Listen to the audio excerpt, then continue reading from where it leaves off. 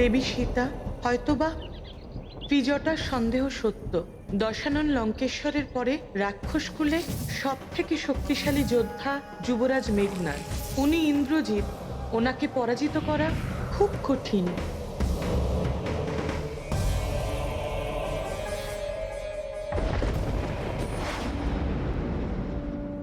দেবী অনল্যা, আমি ভালো করে জানি আমার স্বামীর মহাবলী দূত একজন অত্যন্ত পরাক্রমী রাক্ষসের সাথে যুদ্ধ করছে, কিন্তু আমার সম্পূর্ণ বিশ্বাস আছে যে এই ভয়ঙ্কর যুদ্ধতে বিজয় হনুমানেরই হবে। বানর, তুই যতই লম্ফঝম্প করিস না কেন, আমার হাত থেকে কিন্তু তোর নিস্তার নেই। আমার এই খড়গদ্দয়ের প্রহার কখনো বিফল হয় না।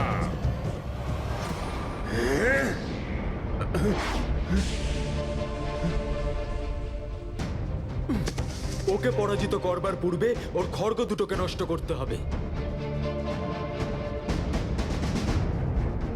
শুনে রাখো অদৃশ্য রাক্ষস পুত্র, আমি এখানে। যখন সাধারণ রূপে ছিলাম তখনও তোমার খড়গদ্দয় আমার কোনো ক্ষতি করতে পারেনি। ওটার প্রহারে শুধুমাত্র শিলা, স্তম্ভ আর বৃক্ষই খণ্ড করা যায়। তাহলে সেটা দিয়ে আমার এই শরীরকে কিভাবে খণ্ড করবে তুমি? তোমার মধ্যে সেই সামর্থ্য নেই মেঘনাদ। তুচ্ছ বানর, তোর কি মনে হয় তুই তোর এই সাধারণ শক্তি দিয়ে আমাকে হারাতে পারবি? তুই আমার ইন্দ্রজিতের শক্তির সম্মুখীন হওয়ার দুঃসাহস করেছিস। এর উচিত শিক্ষা তুই নিশ্চয়ই পাবি। পরিণামের জন্য প্রস্তুত হয়ে যা বানর।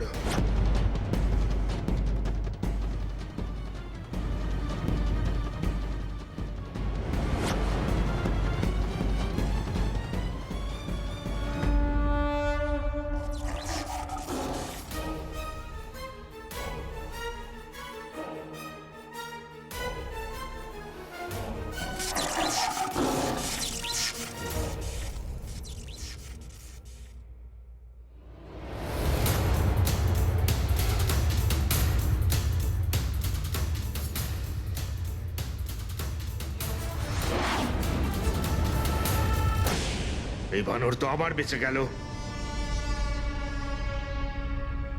তুমি আবারও বিফল হলে মেঘনাদ।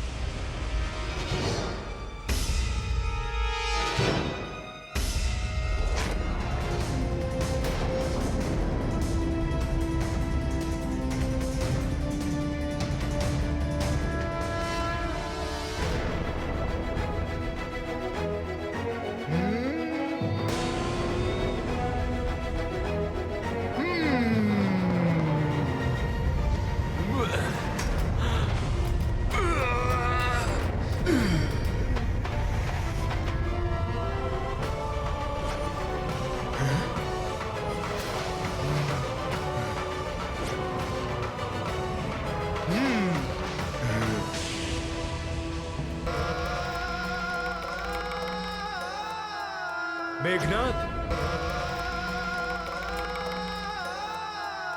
মেঘনাদ, তুমি অবশ্যই একজন শ্রেষ্ঠ যোদ্ধা। তোমার মায়াবী শক্তি আর যুদ্ধ কৌশল অদ্বিতীয়, কিন্তু অহংকারের দ্বারা বশীভূত হয়ে এত সরলতার সাথে নিজের খড়গ হারিয়ে ফেললে। তোমার এই রাক্ষস দম্ভই তোমার বিনাশের কারণ হবে। নিজের বল আর বুদ্ধি দিয়ে আমার সাথে মোকাবিলা করছে কে এই বানর? এবার আমি তোমাকে দণ্ড দেব মেঘনাদ।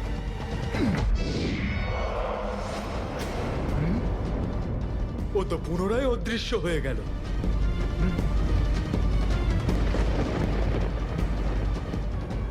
তোর জন্য তো আমার হাতই যথেষ্ট বানর।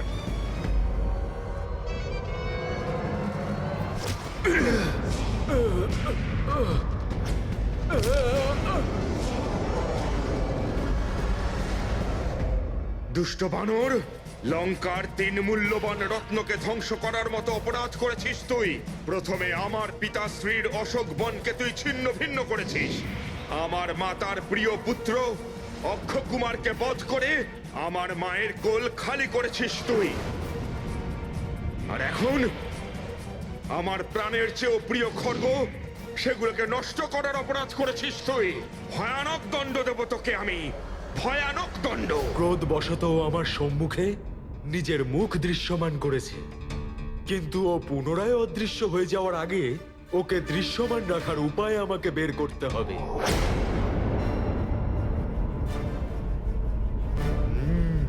উপায় পেয়ে গেছি।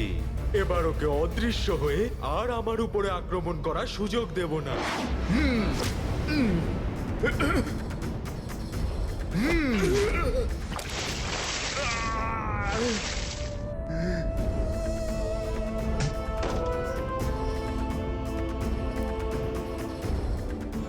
হনুমান এই দুষ্ট রাক্ষসকে দৃশ্যমান করার উপায় পেয়ে গেছে। এবার মেঘনাদ বিপদে পড়বে। বিপুল দিব্য শক্তি যার মধ্যে সঞ্চিত, সেই মায়াবী আর ভয়ঙ্কর মেঘনাথকে এখনো দুর্বল ভাবা ঠিক নয় পবনদেব।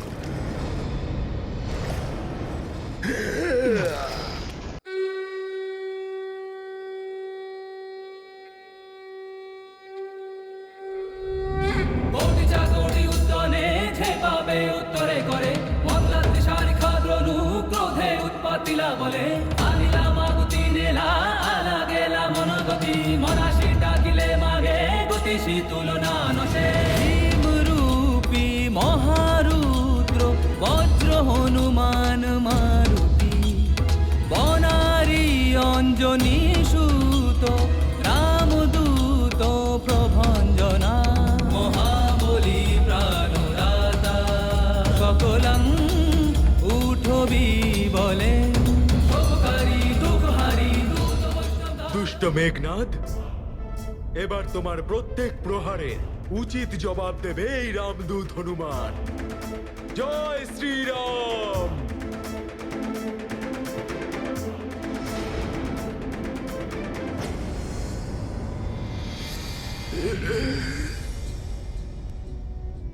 আগে আমাকে দেখার মতো ক্ষমতা তোমার থাকতে হবে বানর।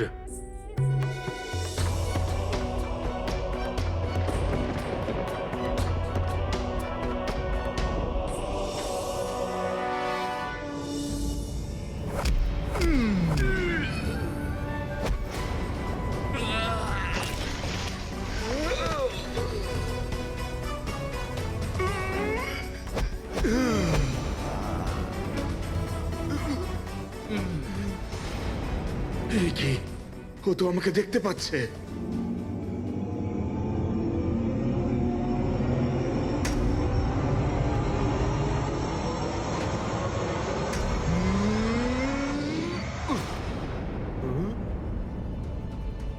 পুনরায় অদৃশ্য হয়ে গেল।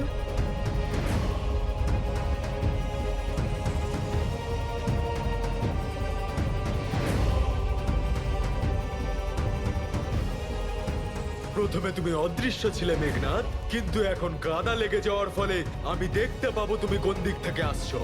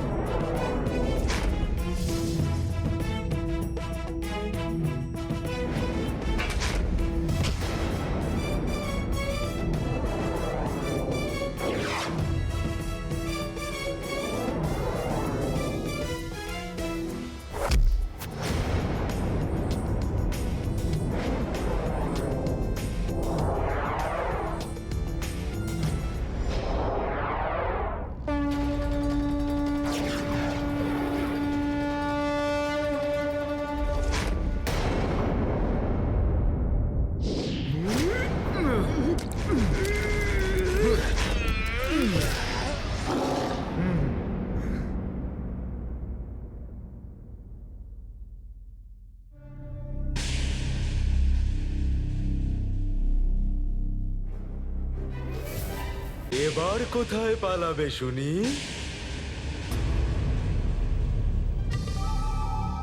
দেখাও নিজের গতি, দেখাও।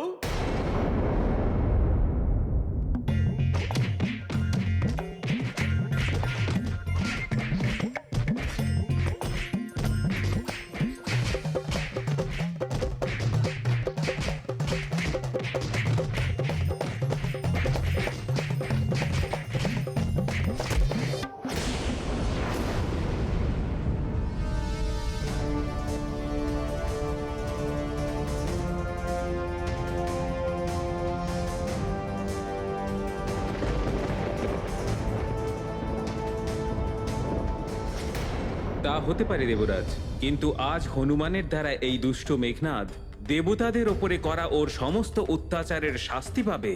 আমার খুব ইচ্ছে করছে আমিও এই যুদ্ধে সংযুক্ত হয়ে মেঘনাদের কাছে আমার পরাজয়ের প্রতিশোধ নিই।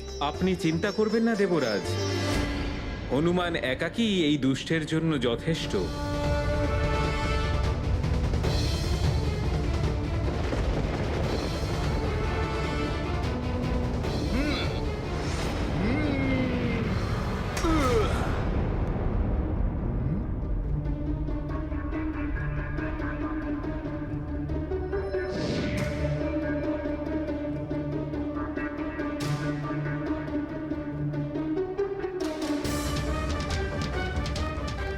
কোথায় গেল? ত্রিলোকে এমন কেউ নেই যে মেঘনাদকে পরাস্ত করতে পারে, কিন্তু এই বানর, কে হতে পারে এই বানর? অদৃশ্য হতে না পারলে একে আমি পরাস্ত করতে পারবো না। হে মাতা নিকুম্ভিলা দেবী, আমার সহায়তা করুন।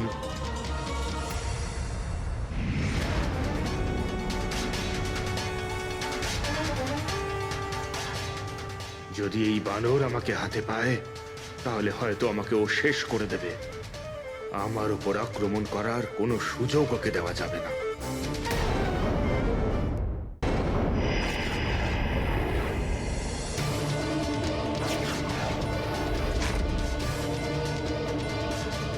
বানর!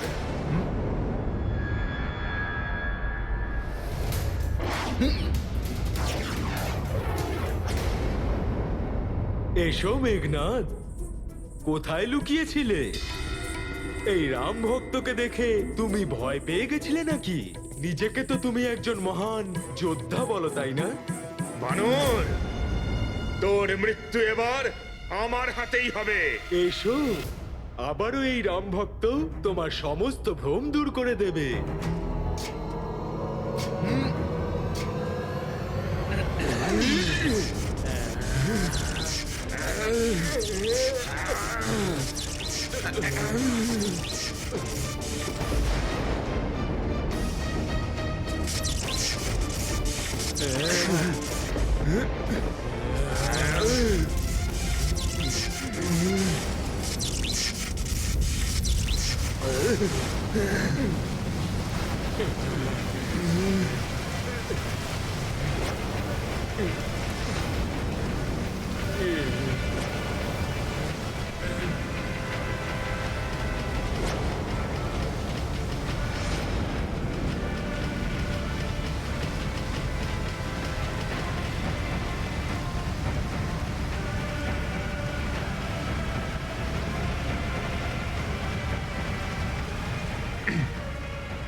বৃষ্টি, মাতা দেবী নিকুম্ভিলা আমায় সাহায্য করেছেন। আমার আর এই বানরের শরীরের সমস্ত ময়লা ধুয়ে গেল। আমি পুনরায় অদৃশ্য হতে পারবো। আমার উচিত এখনই এই দুষ্টকে অন্তরিক্ষে নিয়ে গিয়ে আমার মায়াবী ত্রিলোকে বন্দী করা।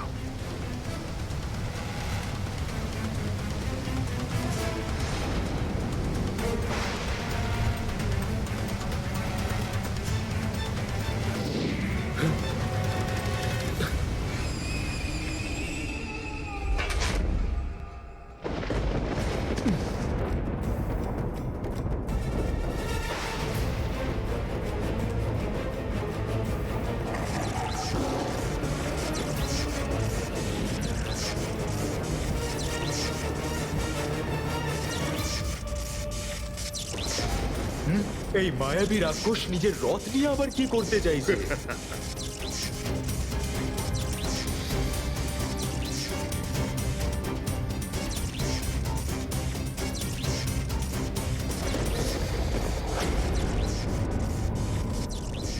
বানর, তোর তীব্র গতি আর শক্তির উপর তোর অগাধ বিশ্বাস, তাই না?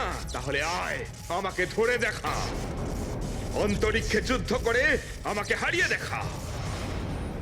এই দুষ্ট রাক্ষসীর এই প্রতিস্পর্ধা হনুমানের স্বীকার করা উচিত নয়। ও হনুমানকে নিজের মায়াবী ত্রিলোকের দিকে নিয়ে যাওয়ার চেষ্টা করছে, যার মধ্যে কেউ একবার ঢুকলে কখনো জীবিত ফিরতে পারে না। এটা আবার ওই দুষ্টর নতুন কোনো ছলনা নয় তো? কি হলো বানর, থেমে গেলি যে? আয়, আমার সম্মুখীন হ আর শেষ করে দে এই যুদ্ধটাকে। রামদূত না তুই? রামের শক্তি দিয়ে তুই সব সম্ভব করতে পারিস? আমার তো মনে হচ্ছে মেঘনাদের ভয় তুই নিশ্চল হয়ে পড়েছিস। তাহলে যা, পালিয়ে যা যুদ্ধক্ষেত্র ছেড়ে, আর এটা প্রমাণ কর যে তোর মতো তোর প্রভু শ্রীরামচন্দ্র লঙ্কায় প্রবেশ করে রাক্ষসদের সাথে লড়াই করার সাহসী জোটাতে পারল না। যেমন ভীতু রামদূত, ঠিক ততটাই ভীতু শ্রীরাম।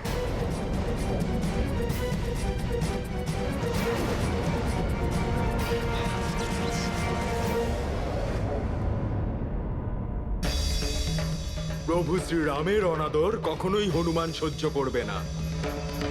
এই দুষ্ট রাক্ষসকে বধ করে এমন উদাহরণ স্থাপন করব যে প্রভু শ্রীরাম যখন লঙ্কাতে প্রবেশ করবেন তখন লঙ্কার প্রত্যেকটা রাক্ষস থরথর করে কাঁপবে। এই যুদ্ধটা শেষ না করে আমি কিছুতেই ফিরব না। জয় শ্রীরাম।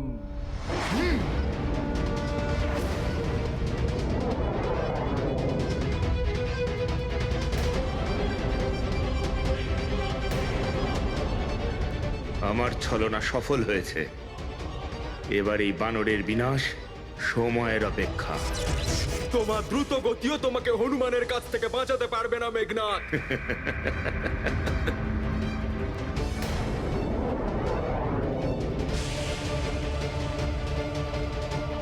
তুই আমার কাছাকাছি আসতে পারলেও আমাকে ধরতে পারবি না রে বানর।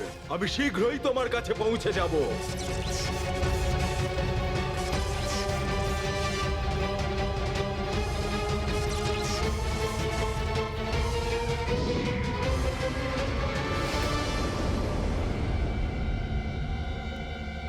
মেঘনাথ ছলনা করে হনুমানকে আবার মায়াবী ত্রিলোকে নিয়ে যাচ্ছে না তো?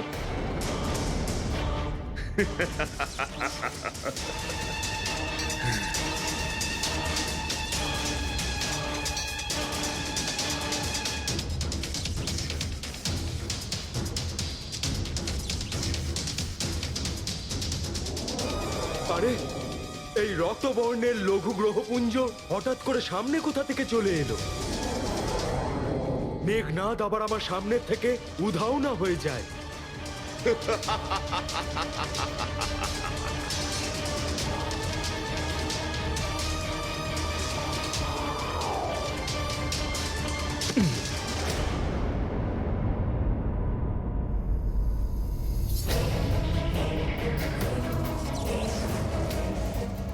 কিন্তু এই রক্তবর্ণের ক্ষুদ্র গ্রহ এখানে কি করে এলো? এগুলো তো বৃহস্পতি গ্রহের নিকটে দেখতে পাওয়া যায়। এটা আবার মায়াবী মেঘনাদের দ্বারা রচিত কোনো মায়া নয় তো?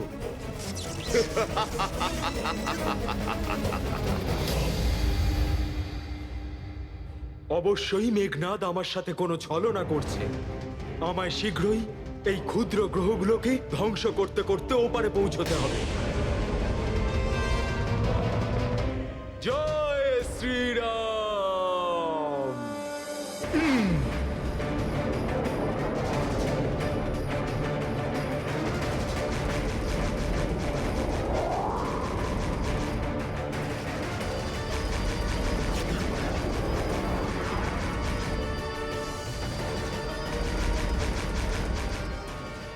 এই উল্কাপিণ্ডগুলোর মাঝখান দিয়ে যাওয়া অসম্ভব। আমায় এগুলোকে ধ্বংস করে এগিয়ে যেতে হবে।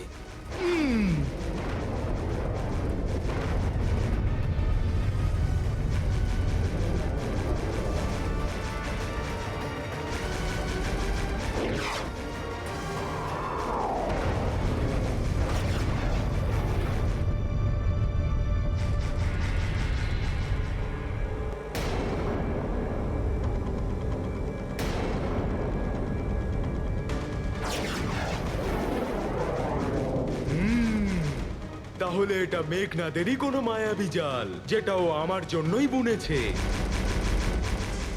আয় মূর্খ বানর আয়, এবার তুই সোজা আমার মায়াবী ত্রিলোকের মায়া জালেই ফাঁসবি।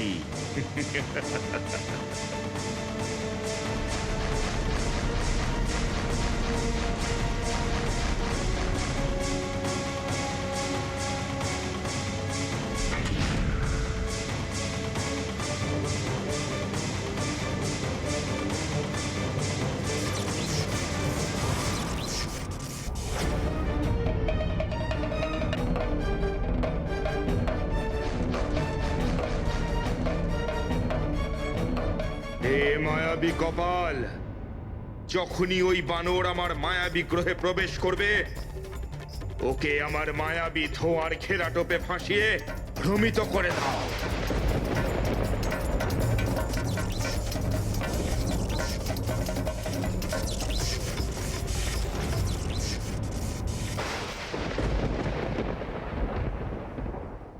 প্রকৃত যোদ্ধা সেই হয় যে ভয়ঙ্কর পরিস্থিতিরও সম্মুখীন হতে ভয় পায় না।